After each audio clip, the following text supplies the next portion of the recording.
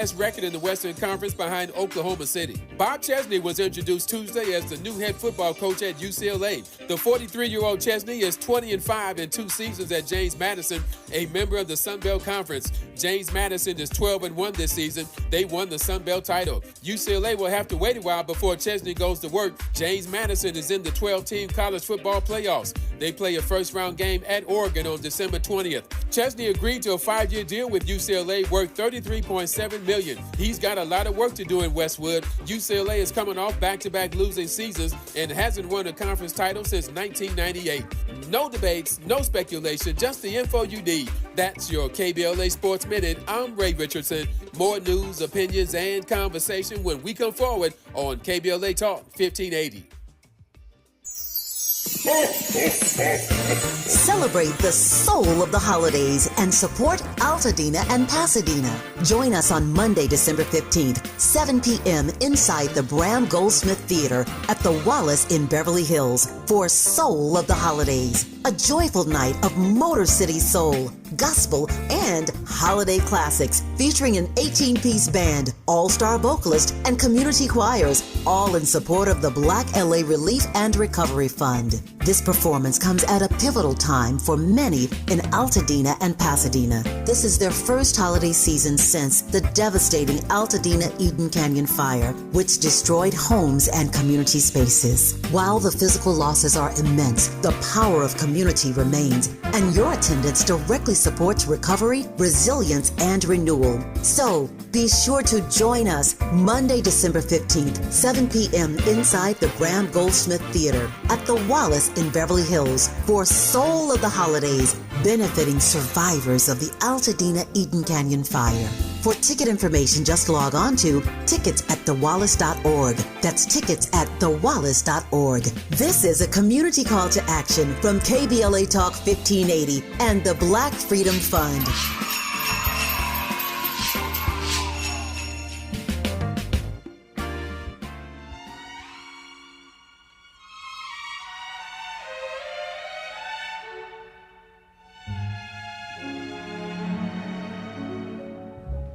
Chestnuts roasting on an open fire,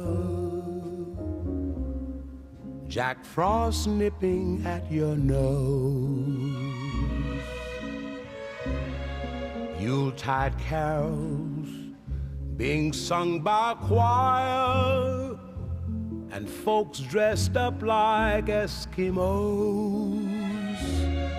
Everybody knows a turkey and some mistletoe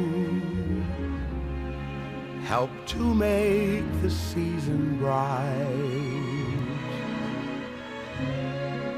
Tiny tots with their eyes all aglow will find it hard to sleep tonight.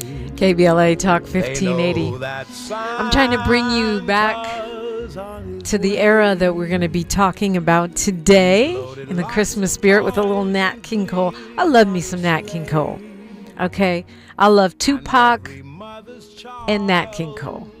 That's range right there, all right? But this is not about me. I'm so excited to welcome back. She's an author. She is the author of a new book called Joy Goddess, Alelia Walker and the Harlem Renaissance. It is a biography and the first major one of her great-grandmother. She's the author of On Her Own, The Life and Times of Madam C.J. Walker, her great-great-grandmother. That was a New York Times notable book and a bestseller. And she's the founder of the Madam Walker Family Archives, which is the largest private collection of Walker photographs, memorabilia. She's worked in network television for 30 years, first at NBC News. We could do a whole show on that. And then at news and magazine programs, then at ABC News. She was a World News Tonight producer and much, much more. Former vice chair of Columbia University's Board of Trustees, Alelia Bundles. Welcome back. Well, very nice to be with you, and thank you for starting off with my favorite Christmas song, because that was my mother's favorite Christmas song. And my mother actually knew Maria Cole because my mother went to Palmer Memorial Institute, a black boarding school in North Carolina, and Maria Cole's aunt was in charge of the school. So wow. I have all kinds of memories when I hear that song. Yay. Well, we were trying to take us back. And it's funny because you have this incredible lineage. I mean, you come from Black American, the closest thing we have to royalty, right, in this country. But you've made it part of your mission in a way that is so interesting as to bringing forth a really three-dimensional kind of understanding of who Madam C.J. Walker was, and and now who A'Lelia Bundles was. Well, I did grow up surrounded by really amazing black folks, and yes, some of them are famous, but we know the excellence and the talent and the accomplishments of the people who we know, the parents, the grandparents, the aunts, the uncles, the school teachers, all of those people. And I really am very fortunate that I began to dig more deeply, not just knowing people as family members or friends of family, but really learning the history and the biographical information about them. So I'm able to say Charlotte Hawkins Brown, Maria Cole's aunt who founded Palmer Memorial Institute, because I knew those stories from my mother. But as I began to really delve more deeply into my personal family history, Madam C.J. Walker, as you said, was my great-great-grandmother, and her daughter, A'Lelia Walker, who's the subject of the new book, Joy Goddess, A'Lelia Walker and the Harlem Renaissance, has really been overshadowed because her mother was such an iconic figure. But I wanted to tell her story and how much a part of the Harlem Renaissance she was. Yeah, I misspoke. I should have said A'Lelia Walker. I understand. You know what? It happens often. There are three A'Lelias in my family. Really? A'Lelia Walker, my great-grandmother, then my grandmother, May, named my mother A'Lelia, and I'm the third A'Lelia in our family. So it does get a little confusing. Now, I remember seeing the Madam C.J. Walker story that was on television. I think it was Netflix. Was it Netflix? Mm-hmm. And the portrayal of A'Lelia Walker, your great-great-grandma, who this book, Joy Goddess, is about, was pretty disparaging. It kind of made it look like she was just this spoiled rich girl that didn't want to do the work that her grandmother had done in building this, pioneering multi-million-dollar company. And I didn't really think anything of it because I didn't know all of the accomplishments and sort of the significance of this woman, A'Lelia Walker, who was Madam C.J. Walker's daughter. Mm-hmm. Yeah, it was Self-Made was a Netflix series, a Warner Brothers production that came out in March of 2020, when the first weekend when everybody was sequestered with COVID. Right. So a lot of people watched it, and I really do say to folks, I thought Octavia Spencer was great. She really embodied Madam Walker for me, but I was kind of hoping more for hidden figures, and I feel like the kind of Hollywood tropes and cliches turned it into something more like Real Housewives of Atlanta. And the character, the way the character of A'Lelia Walker was written actually has zero to do with the real-life person. That's why I'm so glad that this book is out now, so that people really can discover who she was, because it was written for a comedian. It was played with that kind of, caricature. And A'Lelia Walker, as my grandfather said, was royal with royal instincts. Other people said she didn't just walk into a room, she swept into a room. She had a charisma, and that people were drawn to her, as another person said, like bees to flowers. And because she'd helped her mother build the business, so that part was not portrayed properly in the series. But on her own, she was very much a patron of the arts, and because of this sort of very magnetic personality of hers, she knew the writers, the musicians, the artists, the actors of the Harlem Renaissance, and everybody knew her. I kind of describe her as the first black celebrity heiress. No matter where she went, people knew who she was, and she was very dignified. Yeah, I think part of what you sort of touch on here is that what she offered was less tangible. You know, when you make stuff happen for other people, when you're the person behind the scenes that connects A and B, or when you underwrite some great work of art, you might not, your fingerprints might not be as easy to trace as if you're the guy on the mic or the woman building, a hair care brand from the ground up. Yeah, that's exactly right. It was less tangible. She had inherited her mother's money. It's true she didn't have the same sort of founders, the founding CEO drive to check all of the ledgers every day and to, do those kinds of things, go into the factory and make sure everything was operating properly. She was much more interested in culture, and because she and her mother shared this love of black culture and of promoting black musicians and artists and in creating spaces where they could gather. I mean, she was a convener. That was her role, and it is hard to measure that, except the people who came knew that they were going to be able to perform, that other people would see them. They might meet somebody famous. They might do some kind of, deal. So she was able to create that space. Yeah, it is interesting, the whole journey too, I think, because as Black Americans, very specifically, we don't have the continuity of our lineage the way other people do. We don't have coats of arms or, recitations of generations going back because we were robbed of that, right? And so I'm fascinated by the way you, starting as a very young child, were drawn to not just a sort of surface level understanding of your ancestors and their journeys, but a deep research. Yeah, I am really fortunate. My grandfather was a great storyteller. And when A'Lelia Walker died in 1931, my grandparents moved her belongings from her apartments and her homes in New York to Indianapolis, which is where I grew up. But when my mother and I would visit her father's apartment, her mother had died some years earlier, but we'd visit the apartment, and I would sneak off into what had been my grandmother's bedroom and open the bottom dresser drawer, and there were inside I found ostrich feather fan and mother of pearl opera glasses and other items that had belonged to Madam Walker, A'Lelia Walker, and to my grandmother. So I was touching these things long before I could read. But then as time went on, I was really fascinated by A'Lelia Walker. I always went to predominantly white schools in the suburbs of Indianapolis, got a great education, but of course no black history. Mm-hmm. And my senior year in high school, 1969, we were all becoming blackety black, as we should have been.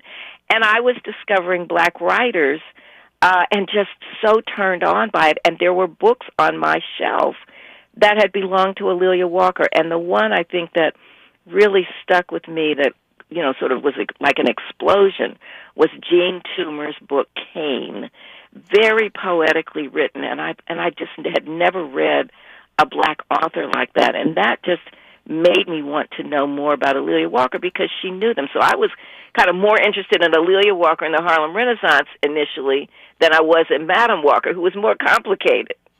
More complicated and more famous. I mean, you've written several books about her. It's not like you passed over her. Right. Well, I had to. You're right. I had to write about her first because I knew more people were interested in her life, and that I had to sort of lay the foundation. And so, in On Her Own Ground, I tried to talk about the arc of Madam Walker's life. First child in her family born free on the same plantation where her parents had been enslaved in Louisiana, a millionaire by the time she died in 1919. So, and how the women she influenced. But I also tried to begin to develop the relationship, the mother-daughter relationship, because I knew eventually I was going to write a book about A'Lelia Walker. We are talking with A'Lelia Bundles, and she is the author of Joy Goddess, A'Lelia Walker and the Harlem Renaissance. And we will continue the conversation when we come forward on KBLA Talk 1580. A safe place to go loud. A great place for progressive politics. KBLA Talk 1580. Break out the champagne. Everybody get a glass. KBLA Talk 1580 congratulates our own Keith Underwood, host of the weekend entertainment show Black in the Green Room, on his recent honor at the annual National Arts and Entertainment Journalism Awards. Keith received a first place award presented by the Los Angeles Press Club for his entertainment reporting, and we couldn't be prouder. Congratulations, Keith, from all of us at KBLA Talk 1580. Hi, this is Dominique DePrima. Is your loved one at the hospital or in a nursing home? Have they developed bed sores, fallen, or worse? These are things your family members should be protected from. Bed sores, falls, and dehydration are almost always the result of negligent care. If this has happened to your loved one, call Zoran at Basic Law Group at 800-215-1234 or visit basiclawgroup.com. The consultation is free, and if they don't win, you don't pay. That's 800-215-1234 to reach my friend Zoran at the Basic Law Group. 250 years ago, a promise was made to connect families and friends near and far. And during the holidays, that promise is more important than ever. That's why USPS is building a better network to meet your needs, with timely deliveries, easy and affordable ways to ship, and everything you need to make your season full of holiday cheer. Our purpose is delivering your peace of mind, knowing your love will arrive, bringing joy to all. The United States Postal Service. Learn more at USPS.com/holidays. KBLA Talk 1580, connecting you with the world. African Focus Incorporated is a community-based organization whose mission is to bring Africans and African Americans together, lead charitable initiatives on the motherland, and educate people from all walks of life on the beauty, legacy, and opportunity of Africa's 54 nations. And it's that time once again when African Focus is teaming up with KBLA Talk 1580 for our 8th annual African Focus Trailblazers Tour. Travel with us in 2026 when we're headed to the Southern African nations of Zambia and Botswana for a historical, cultural, and vacation tour led by me, Dominique DePrima, Cultural Ambassador for African Focus Incorporated. Enjoy luxurious accommodations, conscious fellow travelers, shopping, adventures, cultural tours, wildlife safaris, and a giant waterfall, one of the world's 7 wonders, along with a chance to be of service at an orphanage on the continent. Become an AFI trailblazer by exploring the motherland with a nonprofit organization that has members in Africa and America to help roll out the red carpet for you, and together we'll make a difference and have fun doing it. For more information, visit africanfocus.org or call 310-676-7300. That's 310-676-7300 or africanfocus.org. Whether it's stateside or exploring the diaspora, we're with you every step of the way. African Focus and KBLA Talk 1580. Come go with us. Thanks for waking up with Dominique DePrima on KBLA Talk 1580. I do appreciate you, and we're waking up with an incredible guest. She graduated magna cum laude from Harvard College, got a master's degree from Columbia University Graduate School of Journalism, a member of Phi Beta Kappa and the American Academy of Arts and Sciences. A'Lelia Bundles, you have incredible bona fides, and I'm not even scratching the surface of that bio. Do you feel like, as the descendant of someone so acclaimed as A'Lelia Walker, as Madam C.J. Walker, is there pressure to keep up that family legacy? You know, the black tradition of black excellence or black elite. Well, Dominique, listen, when I'm talking to someone who is super, super accomplished, so thank you for those compliments.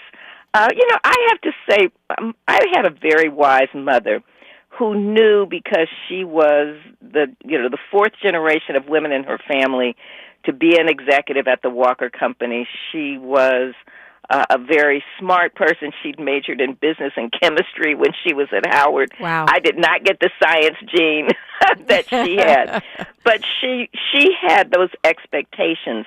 And she and my father really wanted me to follow my own dreams and passions. So there was no pressure. The only, the expectation was be a good student, be a leader, have, do some extracurricular activities that you enjoy. And my extracurricular activity was working for the school newspaper.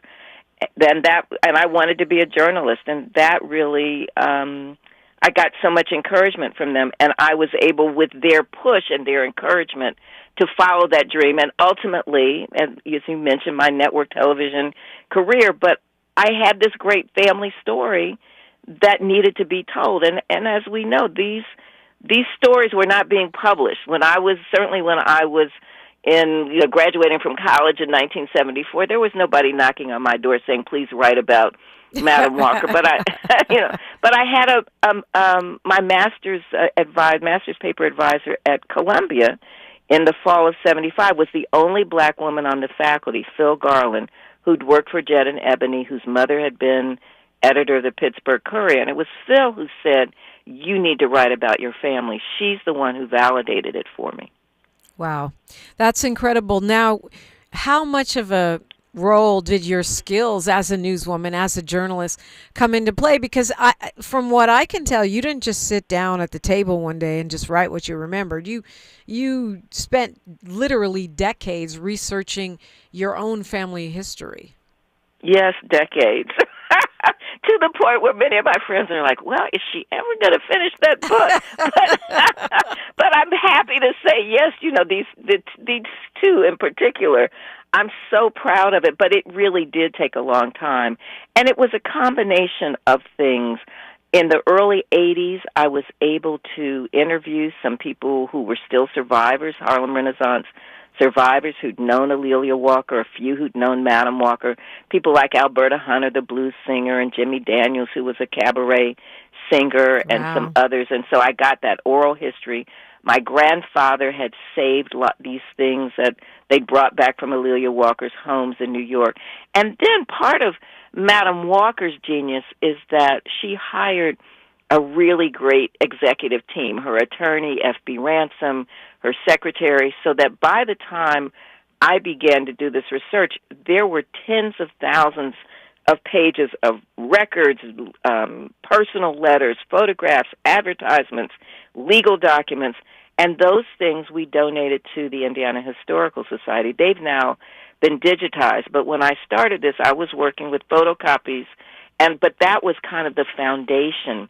And then I supplemented it with all of these black newspapers that are now digitized. They were a microfilm when I started. Wow. But I really, it's really kind of pathetic in a way. I have 2 rooms worth of research. And this is because you're in LA.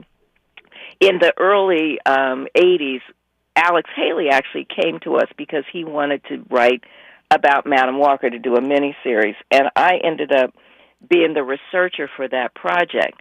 And though he never wrote anything, I think he was just put into my life to sort of push me forward.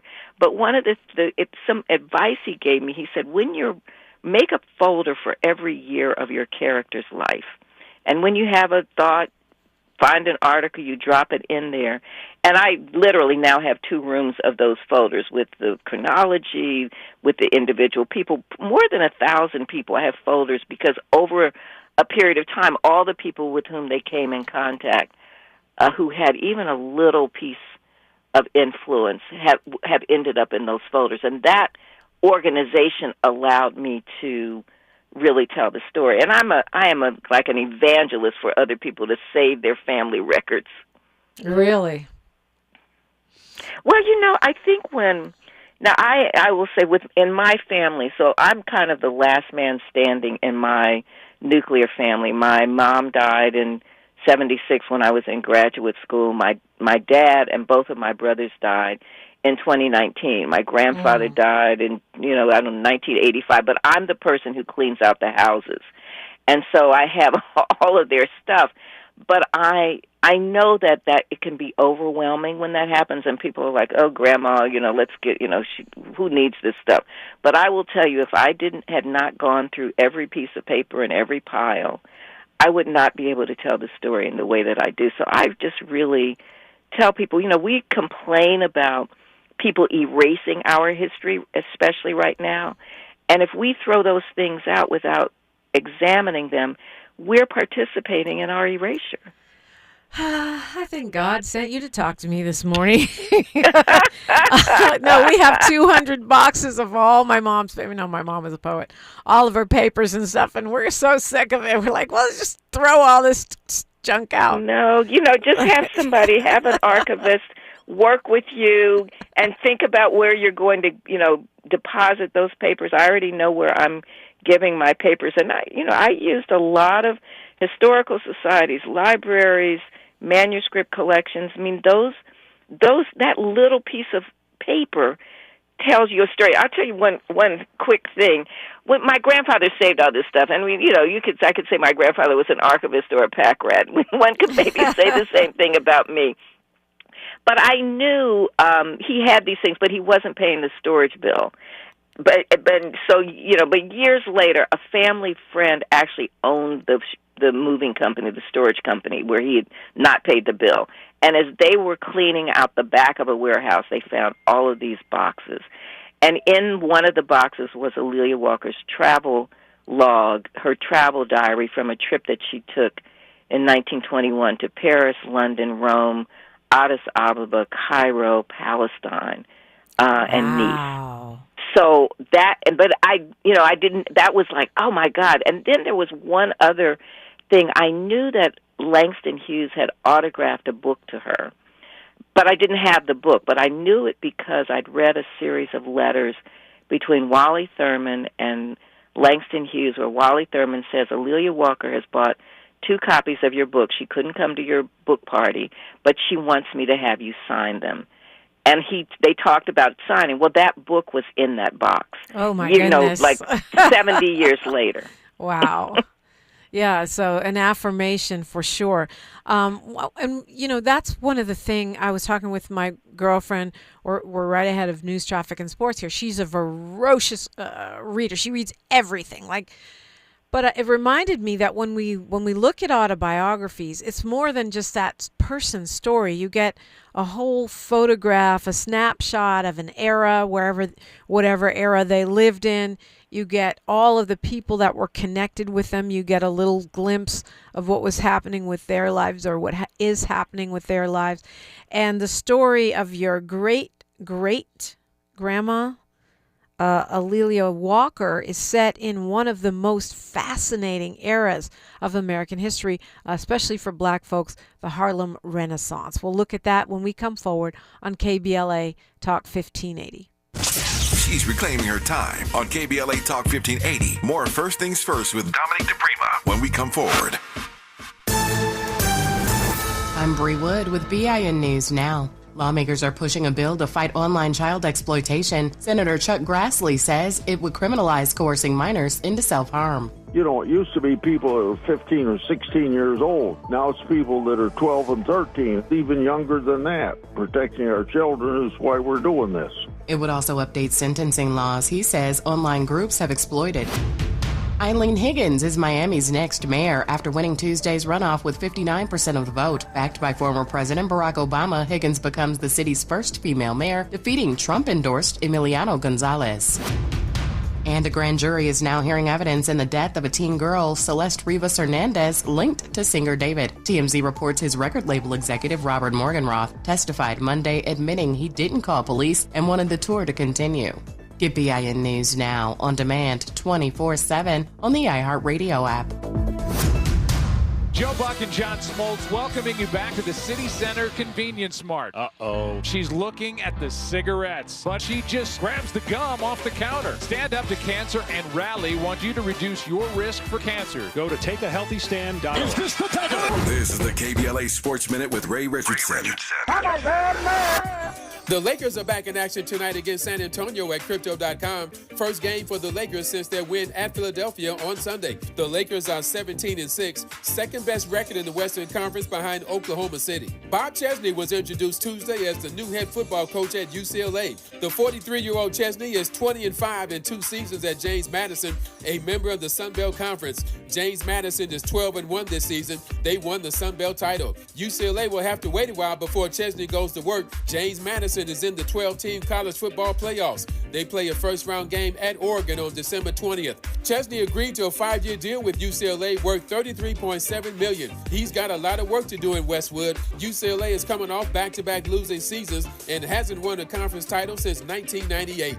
No debates, no speculation, just the info you need. That's your KBLA Sports Minute. I'm Ray Richardson.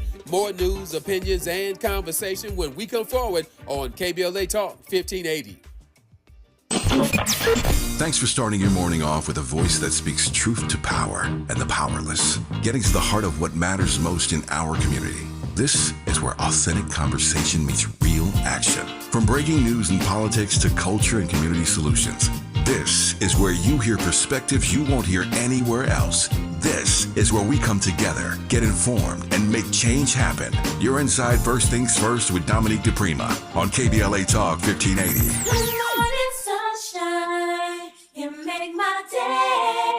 Hi, this is Dominique DePrima. Is your loved one at the hospital or in a nursing home? Have they developed bed sores, fallen, or worse? These are things your family members should be protected from. Bed sores, falls, and dehydration are almost always the result of negligent care. If this has happened to your loved one, call Zoran at Basic Law Group at 800-215-1234 or visit basiclawgroup.com. The consultation is free, and if they don't win, you don't pay. That's 800-215-1234 to reach my friend Zoran at the Basic Law Group.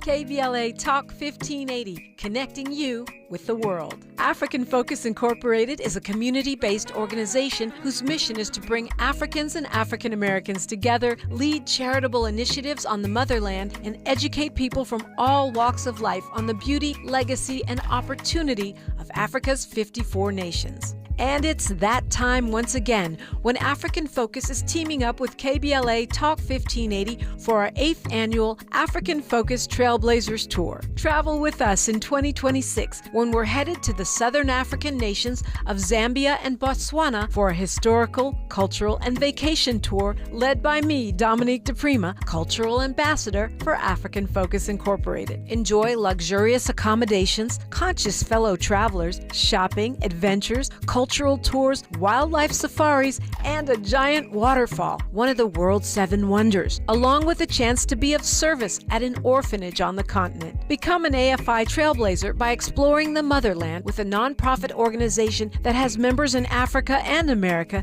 to help roll out the red carpet for you, and together we'll make a difference and have fun doing it. For more information, visit africanfocus.org or call 310-676-7300. That's 310-676-7300 or africanfocus.org. Whether it's stateside or exploring the diaspora, we're with you every step of the way. African Focus and KBLA Talk 1580. Come go with us.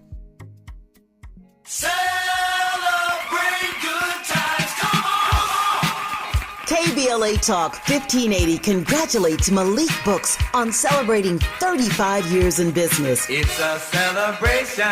Malik Books proudly houses one of the largest African American and diverse children's books in the nation. This is the perfect time to pick up holiday reads, meaningful gifts, and to support literacy in our community. For 35 years, Malik Books has stood strong in the Black Book Revolution, uplifting stories that heal, inspire, and transform, one reader at a time. Change your thoughts, change your life. Books are the gift that keeps giving. From all of us at KBLA Talk 1580, congratulations to Malik Books on 35 years of culture, pride, and community. This is KBLA Talk 1580, where hate meets a scholarly match.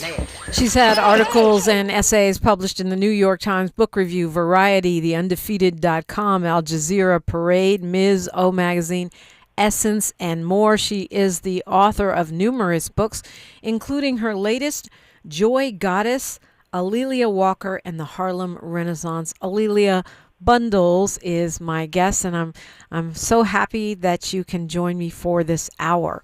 The last comment you made about preserving family history and archives, and those old Bibles where we have notes written on and things tucked away.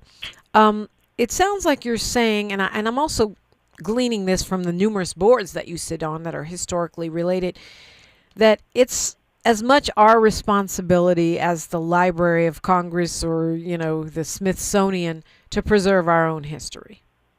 Oh, absolutely. It really does start with us. And, and while my grandfather was such a key influence on me, but everybody has access to those family members. And now, the children and the grandchildren have their phones. They can, every time they do FaceTime with grandpa, or auntie, whomever, they can turn that on and ask a question. And I'm really kind of, encouraging people to do that. If it's a, once a week call with a family relative, if you have the kids ask grandma a question like, what was it like when you started school? Or tell me about your first, party dress, or what was church like? You get, just get them to talk for a few minutes, and, 6 months from now, they've got a report that they can write. And sometimes grandparents will tell grandchildren stories that they won't tell their own children. So you sort of plant that seed. And I'm glad that my grandfather just loved to tell stories, but that really helped me become interested. And I knew the history that I wasn't learning in school about Reconstruction and the role that black folks played, and that all of those birth of a nation kind of negative images of us. My grandfather's stories countered that because his grandfather had been in the state legislature in Arkansas during Reconstruction. He was very proud of his family. His father had gone to college in the 1880s at Lincoln, was valedictorian of his class. Now, I say that to say, yes, these are some major accomplishments, but every family has stories about that person who made a way out of no way. And we need to tell that. And, we've never really fully been able to rely on schools to teach our children history. It really does start with us. Yeah, or even, books that we seek out in the library ourselves, or even our news agencies. I think about this a lot now because there is so much misinformation where, I think I'm pretty thorough. I try to make sure at least 3 people are reporting the story before I go and parrot it on the air and try to get different angles on it. What are the conservatives saying? What are the progressives saying? But I've gotten caught a couple times where and I've seen CNN get caught a couple times where you're reporting something, then it turns out that's not true, or it's just not quite right.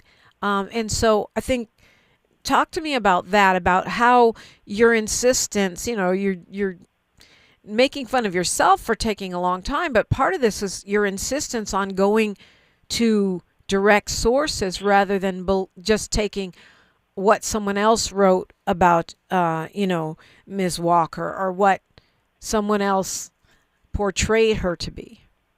You're absolutely right. And now with AI, we're all fooled. There's something I saw on Instagram or TikTok within the last week, and it was a police officer who was supposedly confronting ICE.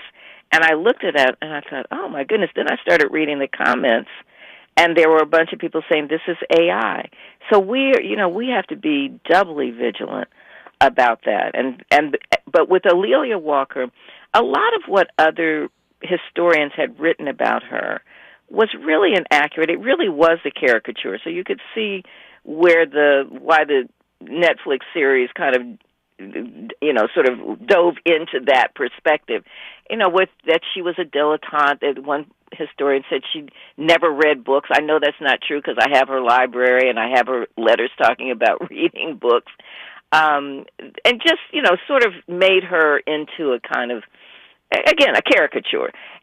But because I had her letters, I knew what she was thinking. I knew that she had thoughts about what was going on politically, that she had been a patron of the arts, that she'd raised money for an ambulance for black soldiers during World War I.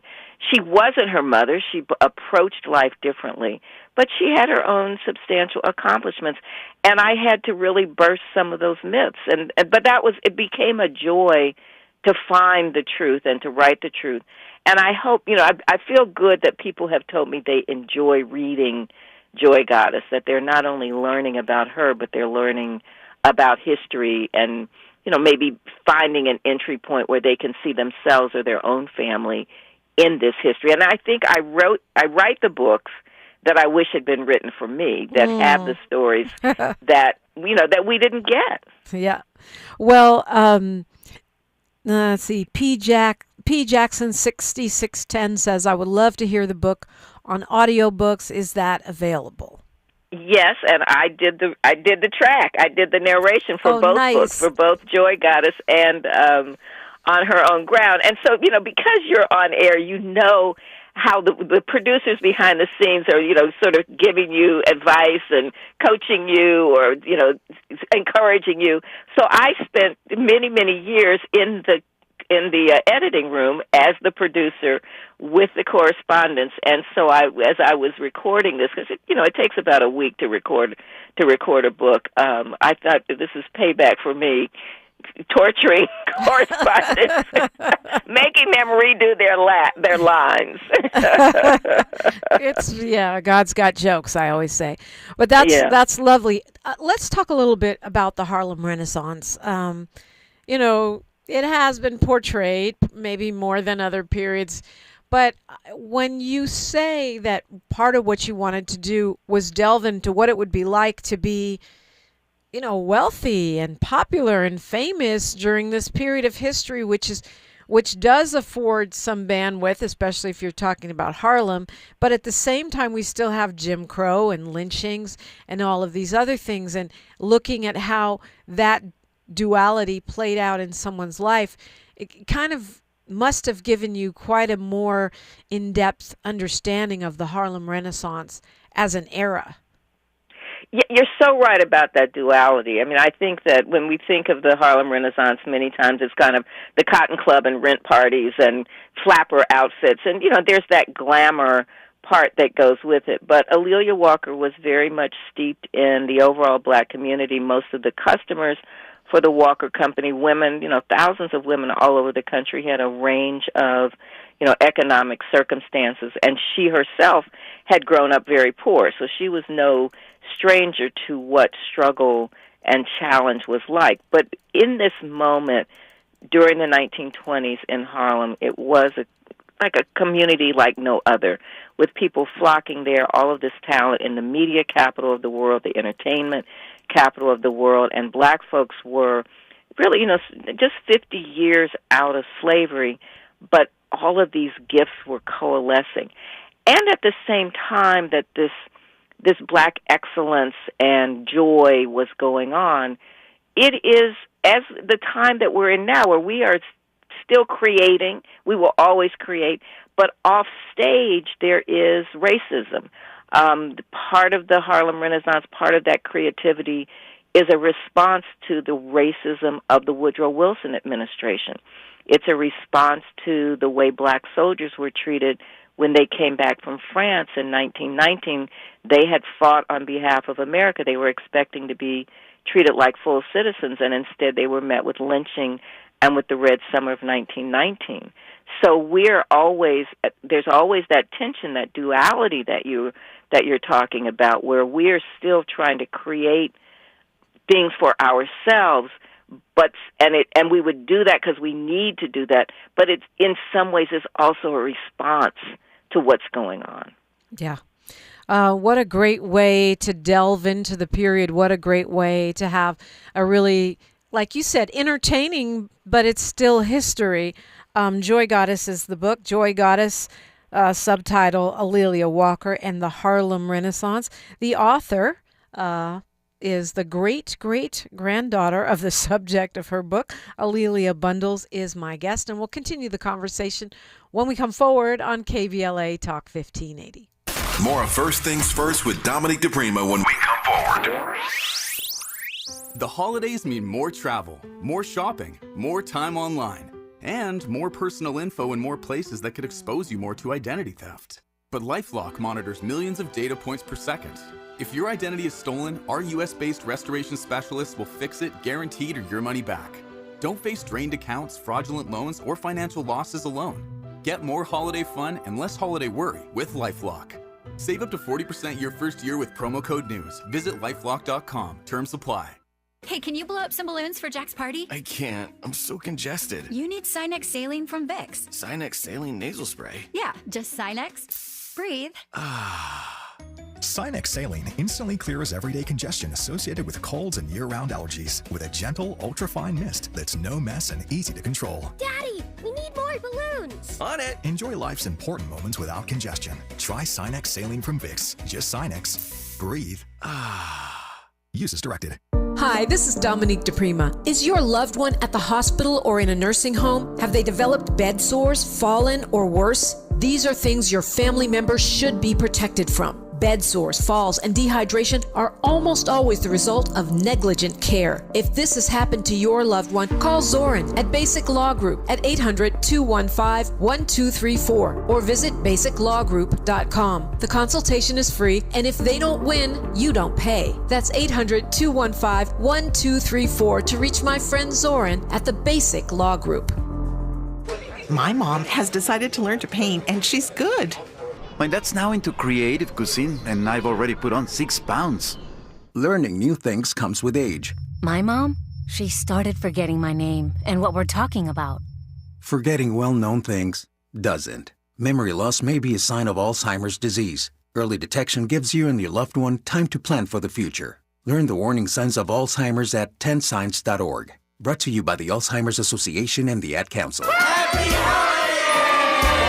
This holiday season, KBLA Talk 1580 wishes you and yours joy, peace, and prosperity. As we celebrate with family and friends, we're already looking forward to an exciting first quarter, packed with must-attend events to kick off the new year just right. In January, join us for our inaugural Brotherhood Brunch, bringing together community leaders, change makers, and everyday people for inspiration and connection. February means it's time for our signature Black History Month luncheon, a powerful celebration you won't want to miss. And in March, Women's History Month, we're once again hosting our State of Black Women in Los Angeles Symposium and Luncheon, addressing the issues that matter most inside our community. From all of us at KBLA Talk 1580, happy holidays. Stay tuned for more details on these incredible upcoming events. KBLA Talk 1580, your voice, your community, your power. The conversation continues right now with Dominique DePrima on First Things First. Alelia Bundles is our guest. She is the author of Joy Goddess, Alelia Walker, and the Harlem Renaissance. She's written extensively about her great, how many greats do I need? Is it great or great? Madam's 2 greats, Alelia's 1 great. You got it. Yeah, I can't even keep my own great straight when I'm talking about my own family, but certainly it is, it's an impactful history. We talk about Madam C.J. Walker. That company actually, the Walker Company actually closed, right? It doesn't exist anymore. Well, so in many ways it continues, but so the company, the trademark for Walker products was sold to another company in the mid-'80s. That entity owned the trademark for about 30 years, but never really developed much. They did continue to sell products. And then Richelieu Dennis, who was the founder of Sundial Brands, bought the trademark in the early 2000s. And he invited me to be a part of that development, but really limited edition products that were sold for a while at Sephora, and then another iteration was sold at Walmart.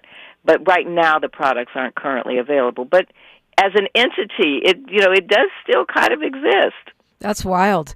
All these years and years later, that's still an impactful business model. But for you, that's not as much, that's not something you've been so involved with. You're a journalist, an author. I think, when you look at the reparations movement that's gotten increasingly mainstream in our country and increasingly being taken seriously, there's the lineage model tells us we have to dig into our own family histories to find out whether or not we're owed reparations. And I think about your journey and just, the way you describe a whole room full of family memorabilia, but from the first time you touched the ostrich fan as a little girl to now, the way that those artifacts and all of that information has driven you. How do you think that's impacted you personally, kind of like on a soul level or a who I am level? Well, it does. It makes me understand just how deep our roots are in America. And these, Madam Walker and A'Lelia Walker, are my two famous relatives. But I have other branches of my family, really, people who were in the Revolutionary War, people who were free people of color in North Carolina. But knowing how connected I am to all of these strands of American history gives me a great deal of pride. And I think when we know who we come from, no one can take that away from us. And if someone tells you don't have any history, or you're insulted by somebody who, is very racist or who is very ignorant, if you don't have your own knowledge of self, there's no way to fight back. Yeah. I think that, it's to me, it's part of mental health too, having a clear picture of where we come from and what we're overcoming. You write about A'Lelia Walker and in your book, Joy Goddess. Tell where the name came from, Joy Goddess. Okay, so A'Lelia Walker, A'Lelia Walker's birth name was Lelia McWilliams. She added the A apostrophe. And then she used her. Just because she was a flamboyant woman, that's who she was. But Joy Goddess, the title, comes from Langston Hughes's memoir, The Big C, which he wrote in 1940, and he's recounting his experiences during the Harlem Renaissance, and he talks about A'Lelia Walker's parties, and he said she was the joy goddess of Harlem's 1920s. That was because of this magnetic personality, because of her ability to bring people together, because of the beautiful homes where she entertained. And, there were other black folks who had nice homes, but she was the one who had 3 homes and could bring them in. Someone said, one of the letters that I found, they said, if you're ever invited to A'Lelia Walker's, you turn down all other invitations. She is the great black empress. And one of the society columnists, and A'Lelia Walker, 2 of A'Lelia Walker's best friends were society columnists for the black newspapers. So she knew how to have, she was an influencer. She knew how to have publicity. But one of them said, she would get on the phone and she would say, darling, I'm having a party tonight, and it wouldn't be the same without you. Absolutely not. So how could you turn down an invitation to go to her house? And as Langston Hughes essentially said, you would take not just a +1, but maybe a +2 and 3, because everybody wanted to be there. And I was very impressed by some of the folks you got to talk to as you were researching for this book, and some of the places that you got to go to and things that you touched and saw. Romare Bearden is one of my favorite artists. Yes. That was just such a joy. This was in the early 80s when these folks were still living. And his mother, Bessie Bearden, was one of those society columnists. And I wrote him a letter. I was in New York for the summer doing research, and he invited me to his studio in Soho. And I went to the studio, and it was, surrounded by his easels, and he talked to me about how A'Lelia Walker and his parents would play poker. He remembered her in their apartment, and but he'd had a fire, and most of his papers had been burned. But he wrote me this wonderful letter with details of them playing poker and entertaining in each other's homes. Wow. So in a sense, by going on a quest to uncover and preserve history, you kind of became part of that history too. Yeah, no, I really love that. And I said I'm not writing any more books. I'm not writing any more books that require the level of detail and research that Joy Goddess and On Her Own Ground. But I am a writer, and I will continue to write. And so I do want to tell some of these stories where I was really, really fortunate to meet some of these amazing historical figures. And you say, this is it for now, but Joy Goddess really seems like it's a mini-series or a movie for sure. You are reading my mind.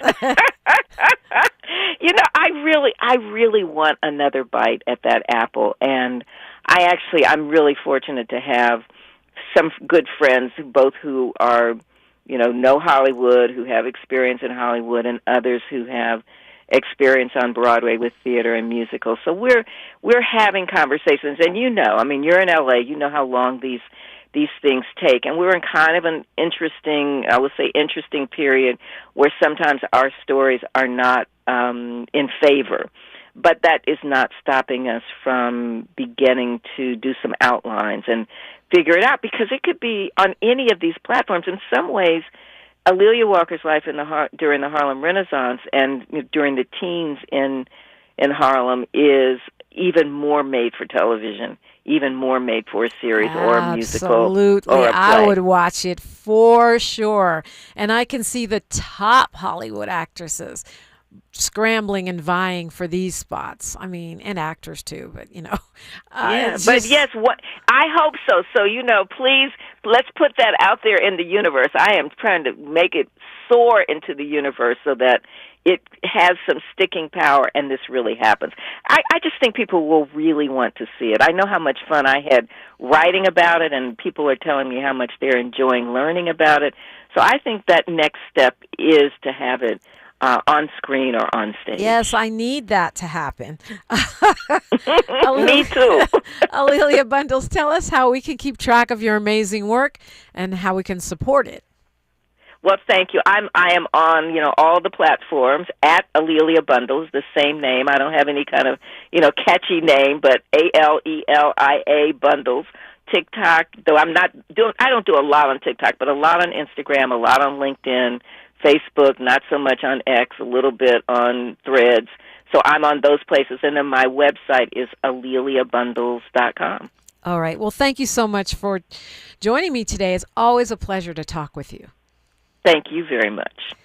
Tavis Smiley's up next. You all know that. He's got a great show, as per usual, a jam-packed show for you, so you do not want to miss that. Please tap in with me on social media at Diprima Radio, DIPRIMA, and then radio, and I'm on everywhere, especially Instagram and even TikTok now. Please like, follow, subscribe, and leave a smart aleck comment. I love that for us. Like my mama, the poet laureate of San Francisco, the late, great Diane Diprima used to say, history is now. Like I always say, we're making it together. Until next time, one love. KBLA 1580 Santa Monica.